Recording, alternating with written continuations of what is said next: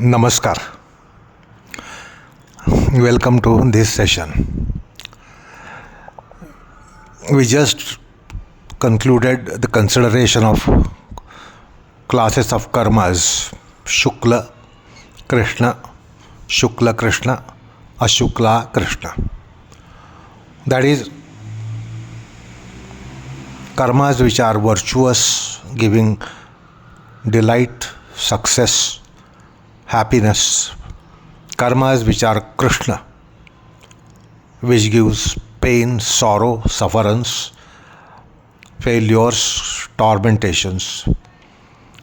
And Shukla Krishna, mixed karmas, which are combination of both. The fructification is of the nature of both, Sukha, Dukkha. And it is Mishrita karma. It's a blend, mix of virtue and vice. These are the three kinds of karmas which are usually performed by all of us, the mortals. While the yogi has a fourth kind of karma, which is Ashukla Krishna karma. It doesn't have fructification. Those are barren karmas. They don't give either dharma or punya or sukha, etc. Or neither do they give papa, dukkha, and torment, etc. So that's the fourth kind of karma which yogis perform. So we came to the point where we had to discuss as to why the yogis' karmas don't afflict. Despite nirmana kaya, despite nirmana chitta, the yogis' karmas don't have attachments and they don't afflict. So we came to the karma classification. And now with regards to karmas which fructify, either in the form of dharma or adharma, or in the form of papa and punya, or in the form of sukha and dukkha, or success or failure, loss or gain, honor or dishonor, affluency or destitution, sufferance or enjoyments. The Sutra comes to tell us with regards to fructifications of karmas, which are our karmas, not the yogis' karmas. And therefore, the eighth sutra comes here. Tataha tat vipaka anuguna anugunanam eva abhivektir vasananam. Tataha tad vipaka anugunanam eva abhivekti vasananam. This is the sutra. Now, interesting thing to be identified in this sutra is as follows. Usually we say that the karmas give us phala. The karmas give us fruitions. So, the cause and relationship is established in our minds that the karmas are there and then the fructifications follow. Fructifications correspond to karmas.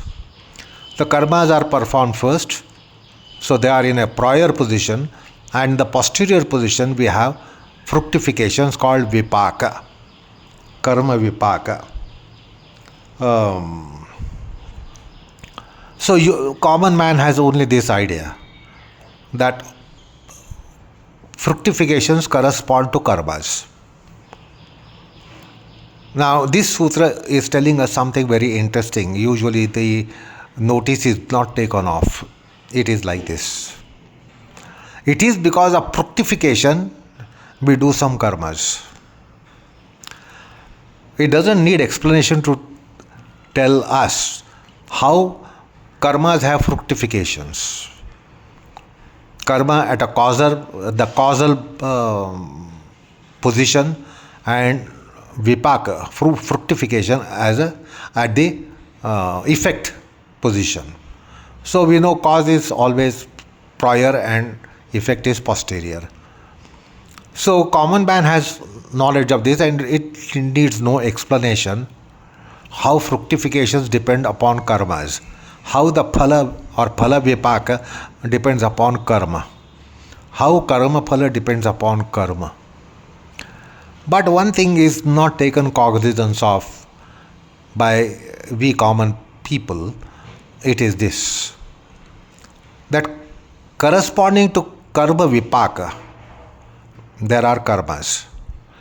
Because of karma vipaka, there are karmas. It is possible that we have done karmas in remote past, remote lives, and the fructifications take place today, now, in this life. So there can be sometimes a long gap between karma performed and fructification experienced. So they are called, if you recall, while we were dealing with the karma siddhanta, or in the third chapter we got a sutra which says sopakrama karma, nirupakrama karma. Sopakrama karma means you do the karma here and you also experience fruit here.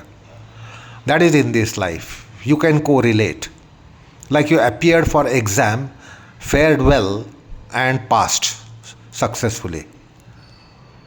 Or sometimes you appeared for examination, did not fare well, and therefore you failed.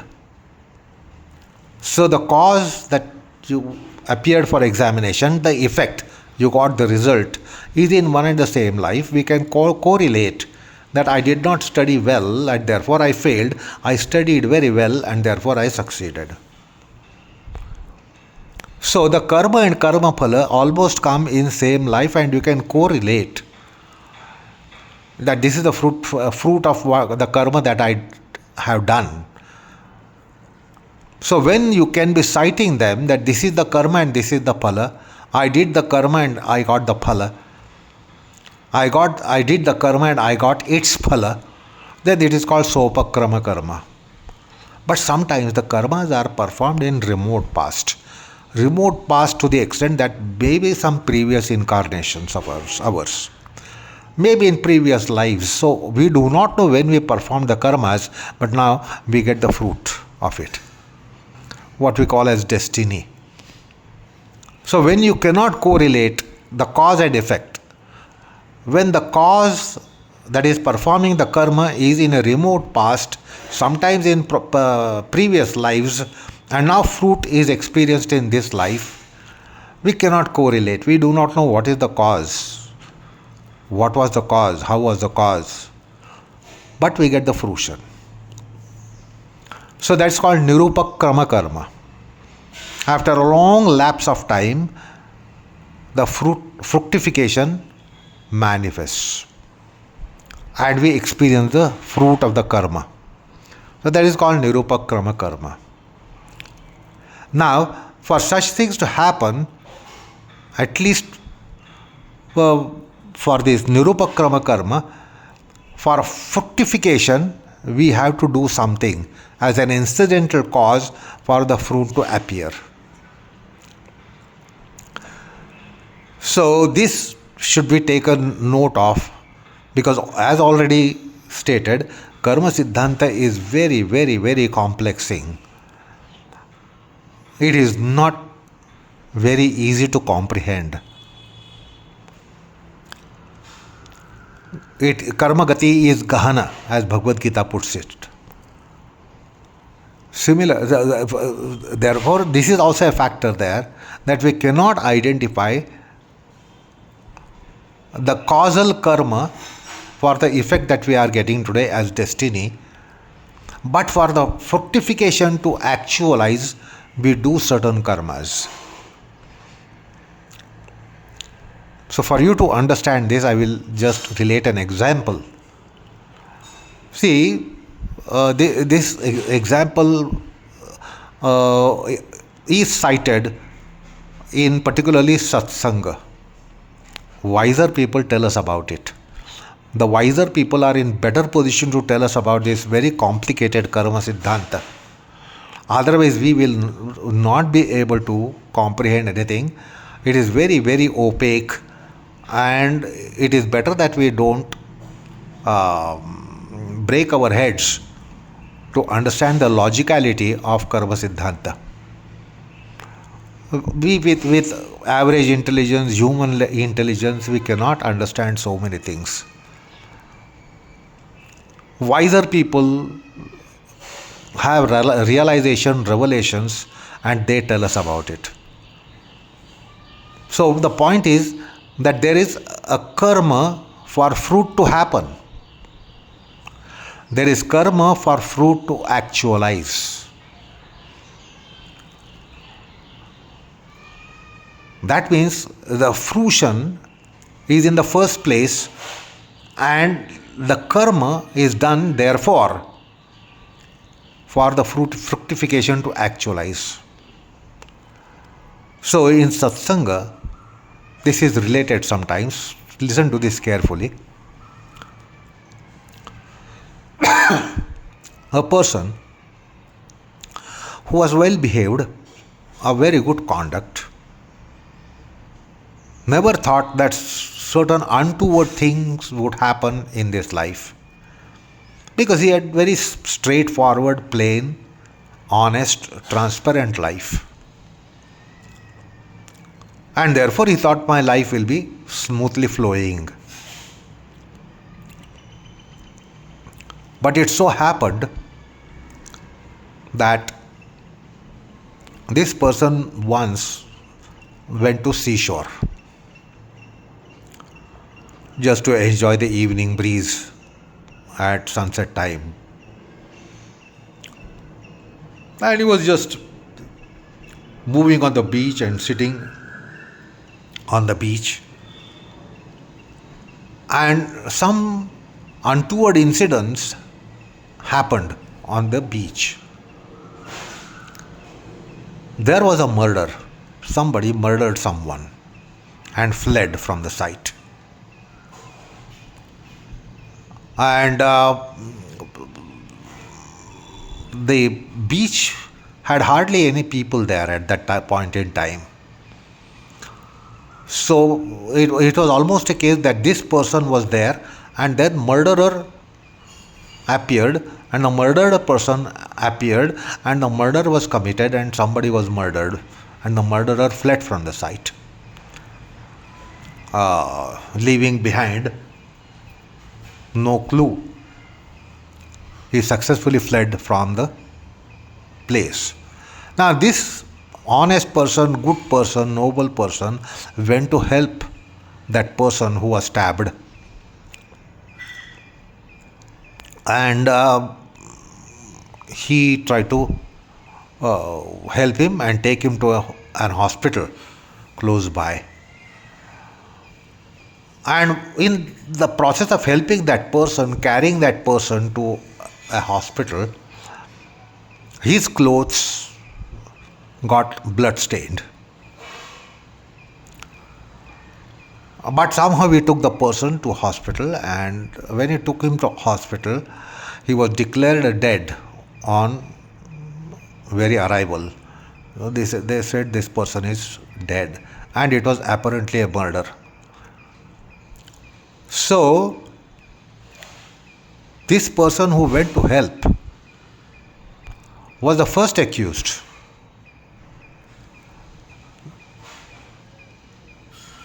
And he was interrogated, and since there was no other clue or any other witness to say that this person did not murder him, this person helped him, and someone murdered and someone fled from the site.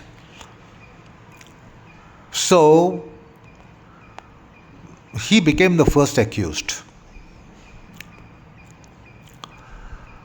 And the case was filed. It had to be a police case. So police arrived. Police did what's called as Pancharama, etc., etc. And the FIR was registered. And this person was taken as accused because there was no other person accused There was no witness to give a witness that this is the person not who killed, this is the person who helped. And his clothes and his body was with lots of blood. And so he had to reply. He had to face the interrogation. Later he had to face the case. Now, because of lack of evidence, this person was accused of being a murderer, and he was imprisoned. The case was fought, and he was accused, and he was sentenced. Life sentence was given to him. Now this person wondered, I did not do any act here of murder, but why is it that I am accused? So he thought it is very, very unjustifiable for me to be facing the sentence of life imprisonment. So he was pondering over it. How come it happened? Why did it happen? How it happened? Then his wife went to an astrologer and wanted to find out why her husband has been accused and has been sentenced for life imprisonment for no fault of his. As a matter of fact, he went to help, but ultimately he was taken as the accused and culprit, and life sentence was imposed. So the astrologer told him he had committed a murder in previous incarnation, but managed to escape any accusation. Just as in this case, somebody murdered and fled without leaving any evidence behind, and therefore the evidence was only with regards to person accused in the case. This noble person, straightforward person, honest person, candid person. So this, your husband had committed murder similarly in previous incarnations and succeeded to be not held as culprit. He escaped any charge, and now therefore he is being charged. Although he is not the culprit in this case, he was a culprit in a case in our earlier era, and there he successfully escaped any charges, and now therefore he did some karma. That is, he happened to be on the beach at the same time when there were no other people on the beach, and then a murder happened, and then he went to help, and his clothes became blood stained, and therefore he was accused. So apparently he is unjustifiably punished, but in the law of karma he is not unjustifiably punished. He had committed karma, similar karma, in his previous incarnation, and now he is facing the fruit of it. To face the fruit of it, he performed the karma of going to beach on the same day, and then become an agency there to, although he helped the person, he was instrumental there, and therefore the accusation came to him, which is actually for a former sin that he had committed in former life, previous life. So it is not justifiable, although it is justifiable. It is unjustifiable, although it is justifiable. So he had to perform that karma of going to that beach on that ill-fated day. If he had not gone there, then such a thing would not have happened. Even if murder had happened, he would not be party to it. So he had to perform the karma for fructification for a sin retrospectively committed, for which the judiciary had no basis to accuse him. But he was accused. He was accused on that day, although logically there was no basis, but circumstantially he got implicated. So he had to perform the karma. To go to jail for life imprisonment, one has to perform a karma like murdering someone. Now, he did not do that karma of murdering someone now, but fructification had to take place that he would be facing a life sentence. And therefore, incidentally, he got implicated. So he performed the karma of going to beach on that ill-fated day and then being a witness to a murder that happened on the beach, where the murderer fled from the site and could not be identified because he had covered himself with mask, etc. It was dark as well, and there was no other person around to say that this person has not committed murder, somebody else has committed murder and has fled, and therefore go in search of that person rather than implicating this person. There was no witness on his side. So he had a helpless condition there. Ultimately, he was sentenced. So, for fructification of life sentence, he performed a karma in that life, which was merely going to beach on that ill-fated day and getting implicated in a case where in no way he was accused, but he got accused. So, vipaka anuguna karma had happened. Usually, karma anuguna vasana phala takes place. Here, phala anuguna karma took place. The phala in his destiny was he should go for life imprisonment or should be imprisoned.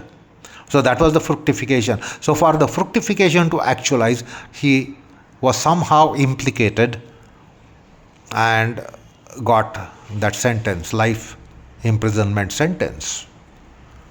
So sometimes it happens, because the fruition is decided, there has to be relevant karma performed either incidentally, directly, or indirectly. So this usually happens with regards to those karmas which are performed in a remote life retrospectively, and now we are to face the fruition of it in this life, present life. So usually karma anuguna phala. Here phala anuguna karma, the reverse of it. Usually we say only it is karma anuguna phala.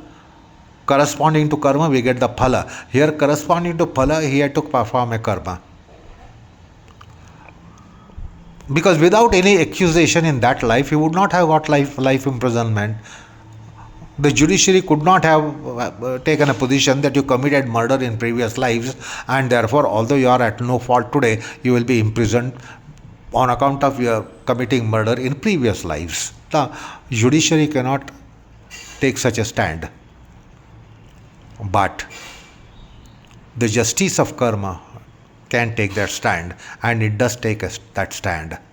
So karma anuguna phala is usually the process, but phala anuguna karma is also a probability. So he got the vasana, he got the desire, he got the motive to go to beach on that day, merely actually to enjoy the evening, breezy evening and sunset of the evening. The intent was that. But he got the desire to go to beach on that day. Not that every day he was a beach goer, but on that day he felt like going to beach. So it was unfortunate that he thought of going to beach on that day. He was not a daily visitor to see the sunset. So he got the desire to go on the beach, whereby the whole scenario happened and had to face the consequence of it, of being accused because of lack of evidence, and got punished for life imprisonment. So that is what is being said in this sutra. When we perform the karmas, for the fructification of the karma, we will have to have something as the incidental karma. It's not direct fruit of the incidental karma, but it is direct fruit of the karma performed in a remote life. But for the fructification incidents, some incidental karma happens. That is what is being said in this sutra. Tataha.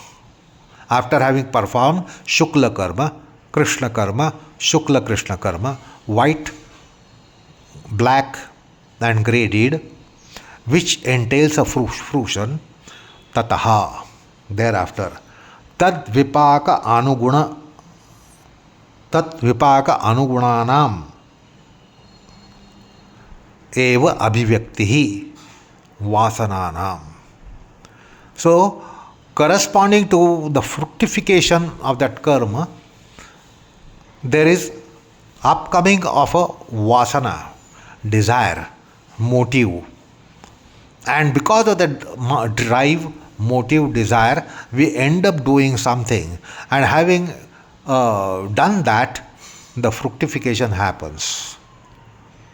Now, in the example illustration that we saw, nowhere there is logicality or reason to say that his desire to go to beach on that day entailed a punishment of life imprisonment. Because anyone can anytime get this desire to go visit a beach or go to beach, go for watching a sunset. So his desire to go to beach cannot be given such a rigorous fructification. However, for him to be implicated, it was necessary that he should go to beach on that day. He had to go to beach on that day when the murder was to happen. And on that day when the murder was to happen and the culprit can be escaping. And that's why the vasana that I should go to beach on that day came to this person. And then the whole scenario happened and he was implicated. So that is what this sutra is saying. Tataha tad vipaka anugunanam eva abhivyaktihi. Manifestation of vasana, corresponding vasana. Now a vasana to go to beach doesn't entail a punishment like life imprisonment. But on that day, his desire to go to beach implicated him to be getting life imprisonment. So when these black, white, brown karmas or white, black, grey karmas are performed, which entail a fructification, they will never escape fructification. If such karmas are performed, you cannot escape fructification. They will be fructifying. If it is sopakrama karma, then it will fructify in the same life. And then perhaps you will be able to correlate, I did this sin on a previous occasion and now I am facing the consequence of it. But sometimes it is in a remote life, previous life, where you cannot identify. So this person did not know that he had performed a murder in previous life and had fled successfully and could not be implicated, could not be arrested, could not be put behind the bars. But then he was supposed to go behind the bars, which happened in this life. So in such cases, particularly for nirupokrama karma, such a thing has to happen whereby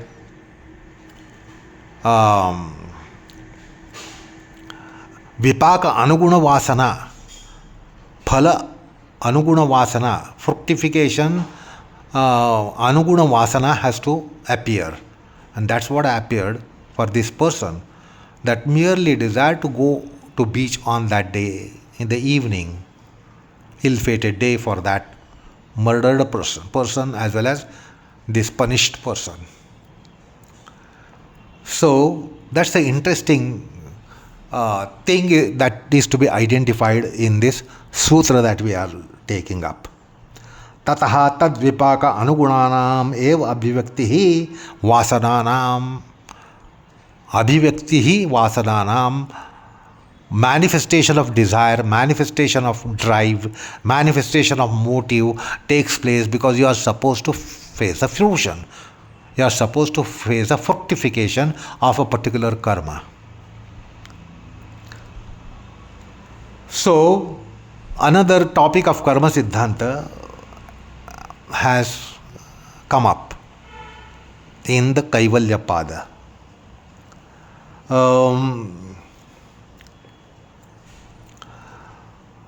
So also, in our lives, we have yonyantaranam, janmantaranam.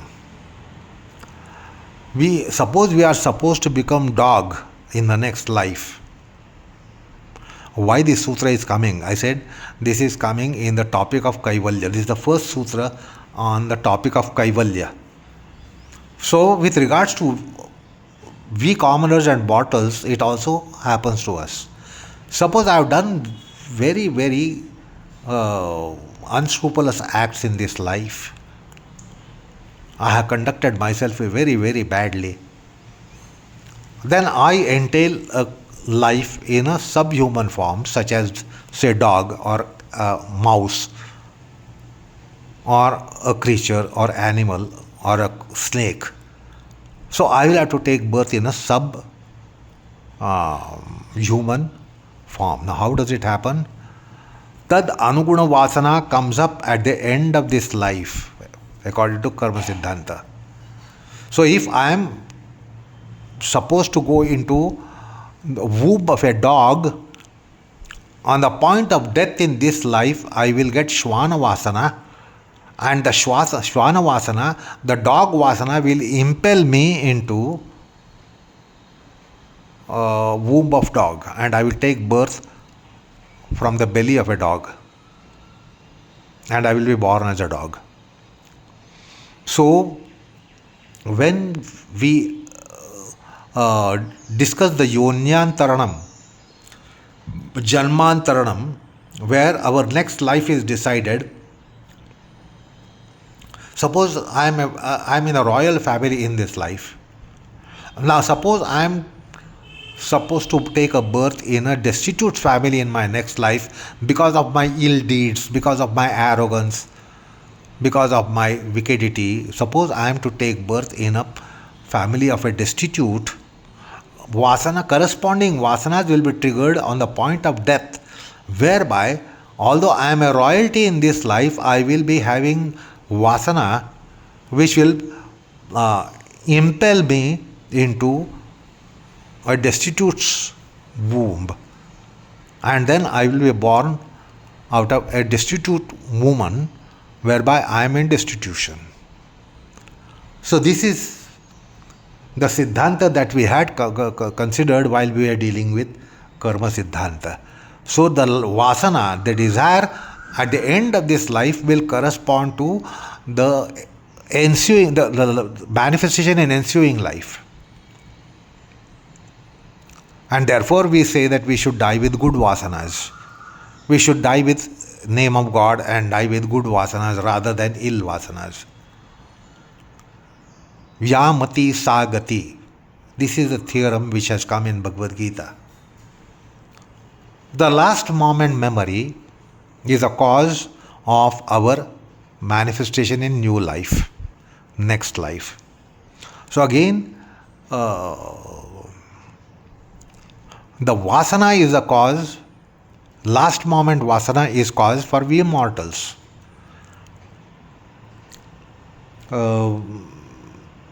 So A man in the next life will become donkey, monkey, cat, dog, cow, alligator, crocodile, snake, cobra, lion, or mosquito. Anything can happen. It is because of the karmas. The karmas entail us to take such a life after this life.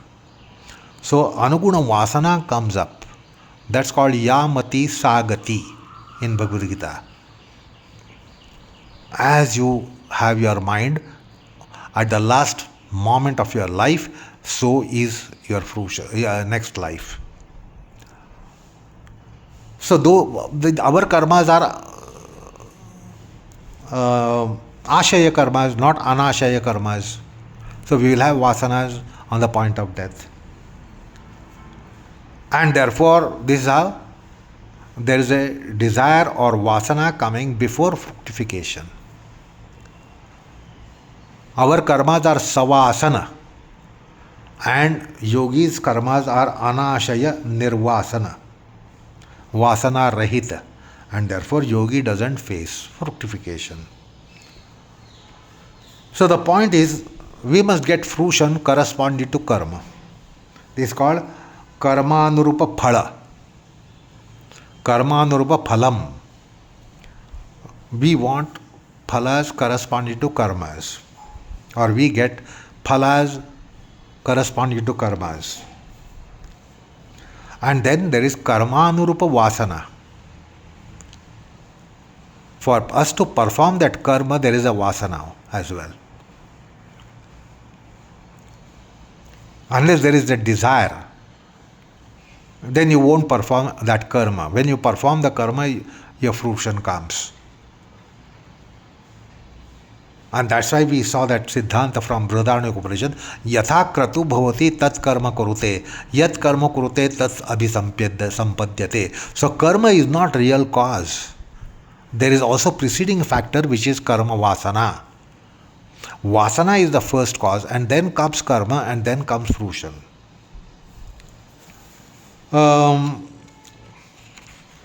So this sutra is dealing with the upakrama of phala, how the fructification takes place. So with Janmantar Paranama, this is applying on even us. Yonyantaranam after this life. We saw the Jatyantar Paranama with regards to Nandishvara and Nahusha. Nandishvara became celestial and Nahusha became infernal. Now behind that was a vasana. Vasananurupa karma, karmanurupa karma phala. So this is what Patanjali is telling us, that tataha tad vipaka anugunanam eva abhivektir vasananam. So as are the vasanas, so are the vrittis. As are the vrittis, so is the conduct. And as is the conduct, so is the fruition, fructification. That is what the Yathakratu Nyaya tells us, which oft quoted in our delineation on Karma Siddhanta. Yatha kratur bhavati tat karma kurute, yat karma kurute tad abhisampadyate.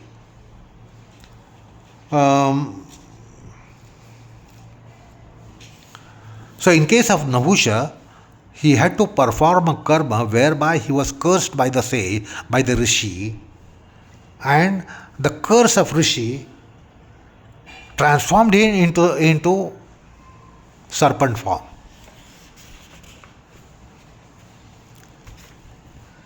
In case of that Nandi Balaka, his upasana gave him the boon, and because of that boon he became immortal deity called Nandi, who is always having presence in front of Shivalingam. So in any case, this sutra, which is also relatable to what we already had discussed, the example of Nahusha and Nandishwara. And with the example that we saw just a while ago, we understood that it can happen to us, then we think it is very unjustifiable, because this person in the illustration was a very noble person, candid person, virtuous person, and then we thought it is highly unjustifiable for him to get the life imprisonment. But there is no injustice in Karma Siddhanta. It seems to be injustice, there is no injustice.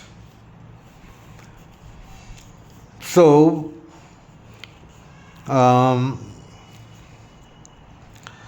another thing that incidentally I can cite is what you get in Bhagavad Gita. Prapya punya krutam lokan ushitva shashvati samaha शुचीनाम श्रीमताम गेहे योग भ्रष्टा अभिजायते. So that is how the yoga, which is going to continue life after life after life after life for several lives, aneka janma samsiddho tato yati param gatim. This, what is being discussed, really works for that to happen. So one who has incomplete yoga or unaccomplished yoga, partial yoga, he is said to be yoga bhrashta, and person dies. Yoga not having accomplished, a person dies. So Arjuna puts a question, what happens to such a person who has dedicatedly practiced yoga, dedicatedly worked for yoga, worked in yoga, but for some reason not accomplished the yoga to its fullest? What happens? Prapya punya krutam lokan ushitva shashvati samaha. So although he was on the virtuous path of practicing yoga with dedication, but yet life ended, and therefore he became yoga bhrashta. So yoga remained unaccomplished or partial. Now does he have to commence again yoga right from beginning? Like in all our lives, our education commences from A for apple and B for bat and C for cat. We have to go through same nursery or kindergarten and primary school and middle school and high school. Is it the same way here, that every time he has to commence again the commencement of yoga? No, that is not the case. He commences from where he left in previous life. That is how spiritual practice graces a person. You don't have to start again from word go. You will start from where you left in your previous life. And therefore you will be born in a house which is a very virtuous family, noble family, and your yoga will smoothly sail because of such background. So yoginam eva kules bhavati srimatam etadhi durlabhataram loke janma yat idrusham. So the yogi will get next life in a very suitable house, conducive house, facilitating house, and his yoga will commence, proceed from where he left. The point is, I said, there is something called as antima karina gati, which is so important in Adhyatma. This comes in 8th chapter of Bhagavad Gita in the 6th verse. The verse is thus: Yam yam vapi smaran bhavam tyajatyante kalevaram tam tameveti kaunteya sada tad bhava bhavitaha. Yam yam vapi smaran bhava tyajantante kalevaram. With whatever bhava a person leaves the body, leaves the mortal coils, tam tamevaiti kaunteya, he will attain the same in the next life. And therefore, Antima Kalina Vasana is very important in Adhyatma. In order to have good Antim Kalina Vasana, throughout the life we must conduct the life in a good way so that we have good thoughts at the end of the life. Whole life in wickedity, it is rare chance that you will have noble thought on the point of death. So Antima Kalina Smriti entails that the life must be loaded with virtuous thoughts and deeds so that last moment memories can be corresponding to that. And therefore, corresponding to the last moment memory, one will be impelled into corresponding life process, life condition in the next life. The point is, in the sutra, the tada anuguna vasananam abhivyakti is so important that we have to identify this in the karma siddhanta. Tad anuguna vasananam abhivyakti. And tad anuguna vasana means what? Vipaka anuguna vasana. Tad vipaka anuguna eva vasananam abhivyakti. So if you look into Vyasa's comment, he says, Nahi daivam karma vipacchamanam naraka tiryaka manusha vasana abhivyakti nimittam sambhavati. If you have conducted your life in daivi karma, daiva karma, the vipachamana, the fructifying life won't be naraka tiryaka, neither infernal nor manusha, but it will be certainly godly. And therefore, one will go towards celestial plane. And therefore, we must see that lifelong we nurture good vasanas so that Antima Kalina Vasana can be probably corresponding to that. Because we have to go through 8.4 million yonis after our human life. We can become anything from dog, cat, elephant, horse, or any animal, or any bird, or any creature, or any insect, or any worm. How are we impelled into that yoni, womb? Is that anuguna vasana. So that is what this sutra is telling us. This is so important in the process of emancipation, Kaivalya. That you nurture good vasanas, noble vasanas, and therefore you get noble vasanas at the point of death. So, if you look into Bhoja Vritti, comment of Raja Martanda Bhoja, what does he say? He says, the subject matter of the sutra is such that if after the death in this life, whatever is going to be the prospective life, corresponding vasanas would surface. As I just now said, if we are supposed to become dog in next life, Shvana Vasana will surface on the point of death.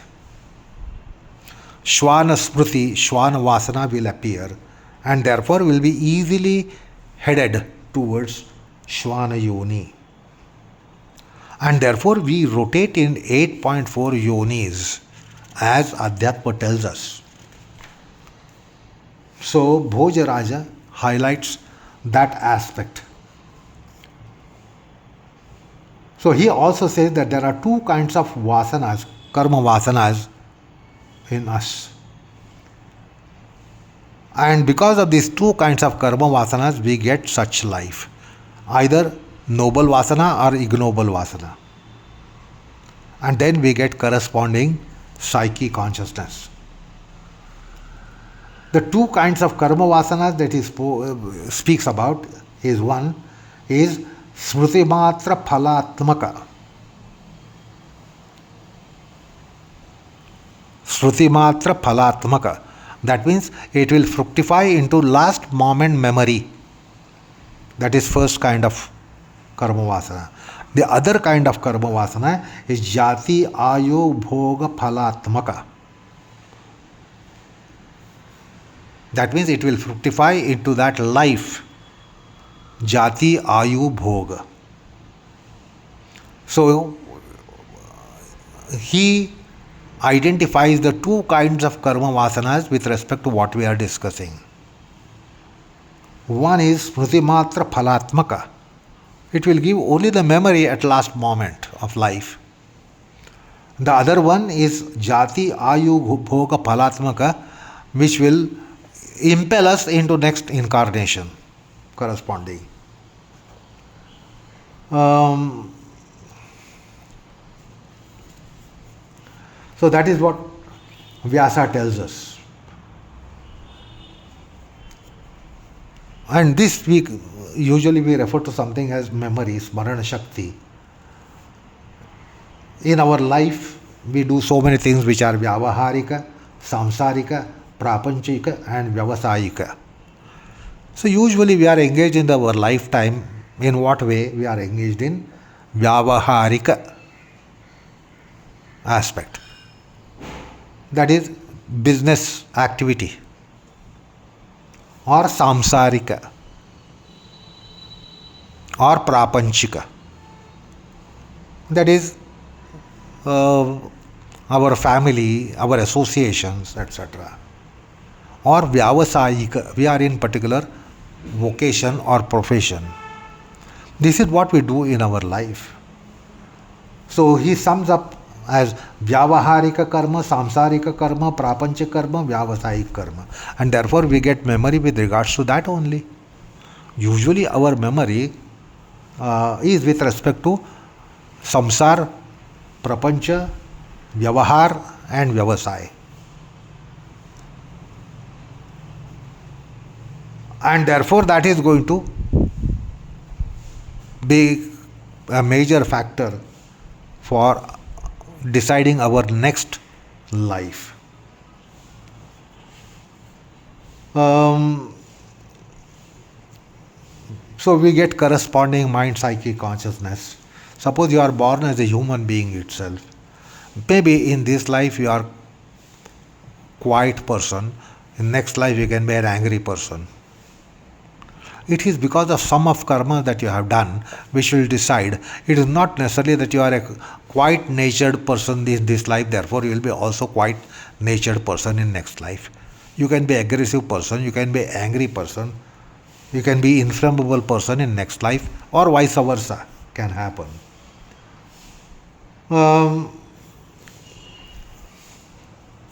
So that's the karma vasana, that's a kind of karma vasana. So we should know about the smriti and karma. We should be a little clear about the concept of smriti here and karma here. So Bhoja gives us a little direction with respect to this, which will decide on our life in our next incarnation. That is, somebody can be taking birth in a wise man's house.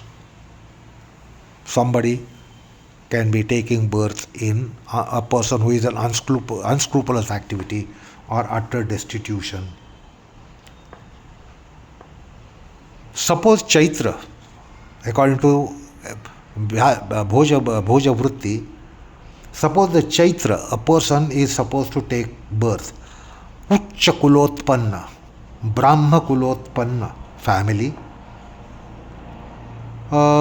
which is more sattvic kind of life. It is because he has done punya karma in this life. And therefore, he creates a foundational karma for next life. He is Vidwan, Satshil, Satpravrutta, and he will take birth in such a family subsequently in the next life. So he will be Shila Sampanna, Sat Sampanna, and he will be taking birth in a family of a Brahmin who is Shila Sampanna and Sat Sampanna. So this is how our transmigrations happen. And therefore, we must take care of our life in next manifestation as well. Usually we materialistic person don't bother about what is next life. These are atheists or materialistic people. They say, why should I bother about my next life? Many of them say there is no next life at all. Even if it is there, they don't bother. Even if they know that there will be a next life, they least bother about it. That's not right. We must do something in this life which was not able to set right this life, but at least will set right the next life. So in Adhyatma Sadhana, one takes care of life hereafter. What you do is not going to contribute for this life, but it will contribute for you to have next life as desired.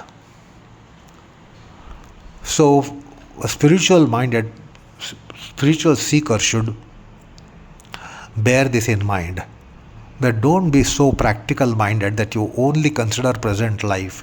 You think present life is only true, and on the life after this may be true or may not be true at all. You are not sure about it. You don't then bother about it. No, we have to conduct the life. That's why in yoga you have to do certain things for next life. Not that whole yoga should be done for this life. There is some yoga that has to be done for next life. Adhyatma sadhana, something should be done for even next life. To be better off in next life, we need to do something better, which is not going to yield anything in this life. Then if we turn to Vachaspati Mishra, he says, in the previous sutra we were told about the 4 kinds of karmas. 3 kinds of karmas entail karma phala, karma bhoga. So they are ashaya karma, savasana karma, sa-ashaya karma, while yogi's karma, which is the 4th kind, is anashaya karma. So the 3 karmas are never barren, but the 4th kind of karma will be barren. This is brought to our notice by Vachaspati Mishra.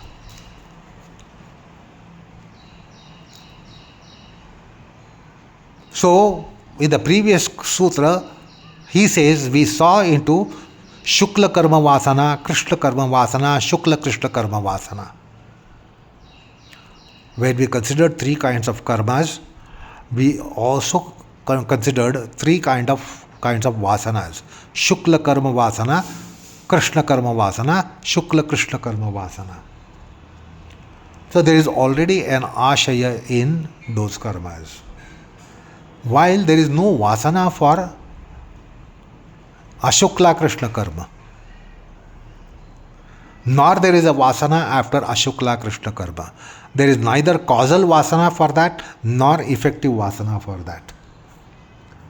Therefore, he divulges something called Shukla Karma Vasana, Krishna Karma Vasana, Mishra Karma Vasana. So there you can cite Klesha Ashaya, Klesha Vasana. while the fourth one is bereft of it. And for these three kinds of karmas, for them to fructify, which is invariable, it is not possible, it is not exceptional condition that there won't be fructification. Not even as an exception that the karma will be without fructification. And therefore karma phala anuguna vasana is being mentioned in the present sutra. So this is what is highlighted by Vachaspati Mishra.